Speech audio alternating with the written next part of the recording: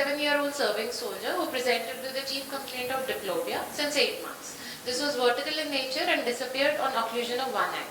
He also had history of head injury 8 months back due to fall from a bike, and which was associated with loss of consciousness for about 16 to 18 hours.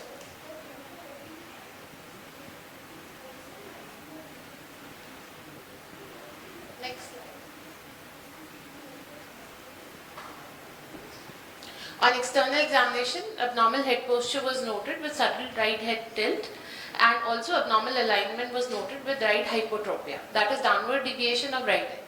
Ocular motility testing showed right eye inferior oblique underaction and superior oblique overaction. Unaided DVA was 6/6 both eyes and normal color vision. Slit lamp examination was essentially normal in both eyes. Fundus examination was also normal in both eyes with no fundus torsion evident. This is the patient's picture. Subtle right head tilt was evident on external examination. This is the 11 gaze composite picture showing 20 PD right hypotropia in primary gaze, which persisted on left gaze, and it increased to 25 PD right hypotropia on left head tilt. The hypotropia improved to 16 PD on the right gaze, further improving to 7 PD on the right head tilt. This enlarged picture of the patient shows downward deviation of right eye in primary gaze. On up gaze, there was limitation of -2.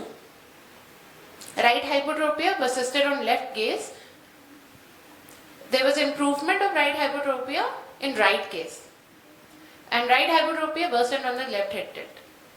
So there was marked improvement of right hypotropia on the right head tilt. So gold standard Park 3-step test was performed. In our patient, downward deviation right eye was seen in step 1.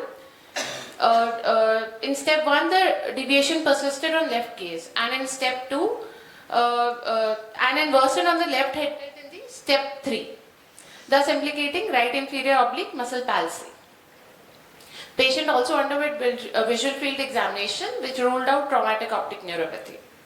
MRI brain and orbit was ruled out inferior rectus entrapment and revealed multiple susceptibility artifacts corresponding to blood degradation products on in fast images, bilateral cerebral hemispheres and crus cerebri as well. These were my differential diagnosis. History and clinical examination ruled out ocular myasthenia gravis and thyroid eye disease, inferior rectus palsy in the contralateral eye, a contralateral inferior rectus palsy with maximal vertical deviation in the lateral and downward gazes of the affected eye, along with increased vertical deviation when the head is tilted to the unaffected side, distinguished it from the IO palsy. So these were ruled out. There was no ocular torsion, so hence skew deviation was also ruled out. So I was left with right inferior oblique palsy. So we planned a surgical management for the patient, inferior rectus recession of 5 mm and posterior tenectomy of the superior oblique right eye.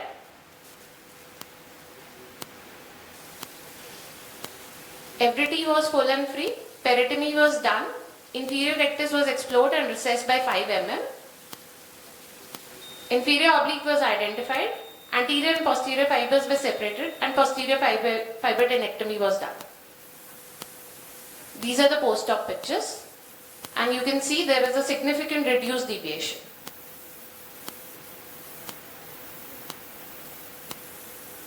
Thank you.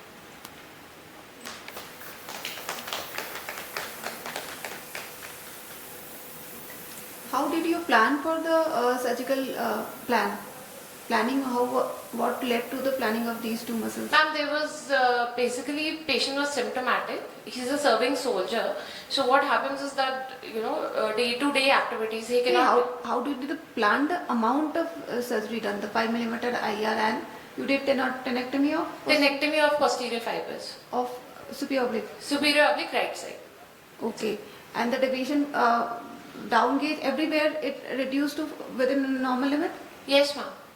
There was a residual of 7 PD. Vertical or vertical? No? Vertical, ma'am. So 7 PD vertical in which case? Which is significant. I think that might be leading to diplopia because more than 4 present after vertical. Ma'am, earlier it was 20 PD. This was follow-up after 1 month. So and what was happening to the down gaze? Downward 7 PD was there, ma'am. So down gaze when he might be having problem. 7 PD was present in down gaze only. Yes, ma'am. After surgery. Okay, so 7 PD is significant